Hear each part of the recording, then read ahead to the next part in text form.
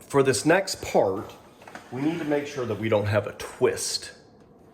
So if I follow my whale down, it's not getting twisted.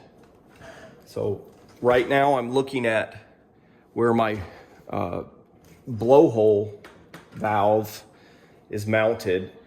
I'm following it down, and that's the black side of both fins.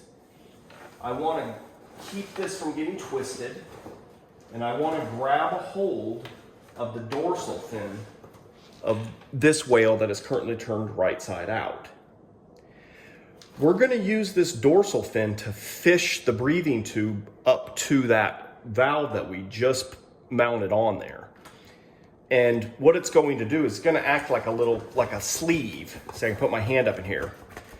It's going to act as a little bit of a sleeve when the person is inside of it for their breathing tube to make its way up to this valve that we mounted. So what we're basically going to be doing is cutting a hole on the side near the tip, basically like right here, and we're going to mount that over that valve just like that. So it's not going to go all the way through, not going to have a hole on this side, it's just going to have a hole here. So to do this, we're going to cut a hole. It's actually going to be just a little bit smaller than the base of this valve. So to do this, we can measure the base of this valve is about 1.5 inches. Now, if you have a circle cutting tool, this can come in handy for drawing the circle. But if you don't have a circle cutting tool, that's okay too. You can simply take and mark. We're going to probably go to about an inch. So you could take and mark the beginning of your inch, the end of your inch, then turn it and do it again, and basically you can have 4 points and kind of connect the dots to make a circle. Or you can find, like, you know, the right size of something cylindrical that you could use as a reference. But we have the circle cutting tool, so we're going to go ahead and use this. You can actually kind of get an idea for how big of a hole, but we're going to go ahead and make that just a little bit smaller. So I want to take and put this up close to the top, but I want to give myself a little bit of clearance. Let me go ahead and mark this, and you can see about where it needs to go. I'll use a gel pen because that seems like it's dried out.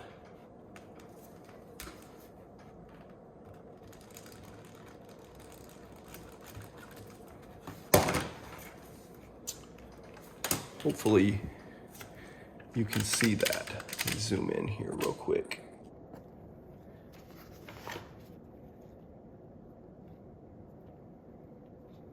Yeah, right there, you can kind of see. So you can kind of get an idea that I've got basically about 1.5 inches away from all sides. You want to give yourself a little bit of clearance. So next, what I'm going to do is I'm going to go ahead and cut. I'm going to pull the fin apart, so I'm not cutting through the other side. I'm going to fold it in the middle of my circle and cut a little snip. And then, now if you have some smaller scissors, those are nicer to get into this tight area.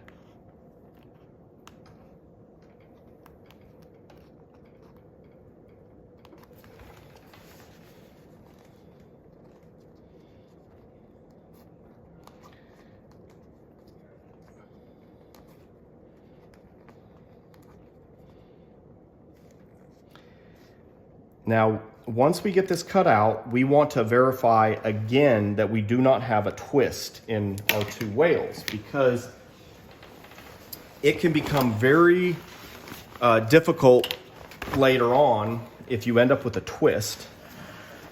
You'll go to put your legs in the whale and you'll have a real hard time because there's a twist, and it's not obvious as you're putting the whale together that there's a twist in it. And what ends up happening is you have to cut the whale back open, you have to detach the tail fin and then rotate it. So just keep track of it. Try not to get a twist. So right now I do not have a twist. I have that's straight down. Let's zoom back out here. So this is straight down, black tail fins, come up the back. There's my fin. I'm gonna bring this up here. And then I'm gonna take that hole and I'm going to put this valve through that hole. What I might do is put my hand up inside here, like that, to help guide it. And there we go. So the next thing we're gonna do is we're going to glue the top part of this valve right here, this ring. We're gonna put glue, we put glue on the bottom of it. Now we're gonna put glue all over the top of it. And we're also gonna put a little bit of glue around it, on the vinyl around it. You can put about 1/4 of an inch of glue around it. So if this is too much for you to glue all in one go, you could do half of the circle and then come back and do the other half. But if you can get the hang of doing it fast enough, it's a little bit better because you can see what you're doing right now before you put the fin over it. So I'm gonna just try to get enough glue. This needs to be a lot of glue to make sure that it bonds properly. This is a stress point, so it needs to be strong. Plenty of glue. So now that I have all that glue, I'm gonna go ahead and put this over it and push down. So eventually the nose here is gonna come together, just to give you an idea. So you can kind of line that seam of that fin up with this seam here, roughly. I mean, it's kind of going on sideways, and that's okay. Now, what I'm doing that is kind of a little bit tricky to see, maybe I can show you here. I can open this up and zoom in a little bit. Okay, so now you're seeing inside where my hand was. This is inside the fin, and I don't want that wrinkle there because that's gonna be a leak. So I can kind of maneuver this around until I don't have any wrinkles. You're gonna have a real hard time later on if you have wrinkles trying to get it to seal. So let's just kind of push this around and mold it and spend time kind of flattening this out and making sure that there are no wrinkles. Some of them you can kind of feel like there can also be wrinkles on the bottom, which is right here. So you can even look on this side and see, you can see some wrinkles on this side. So you can also kind of work it from this side as well. If you're only looking at one side, you're only seeing half of the picture. See, for example, there's a wrinkle there, and I didn't really notice that from the other side. So it's a good idea to spend a little bit of time working it from this side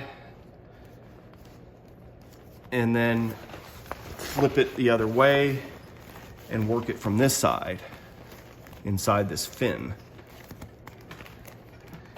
And there's a lot of glue, so this is gonna take a little bit of time to kind of put pressure on. And you wanna spend the time to do it because this is a very important piece. So go ahead and spend time and work out the wrinkles.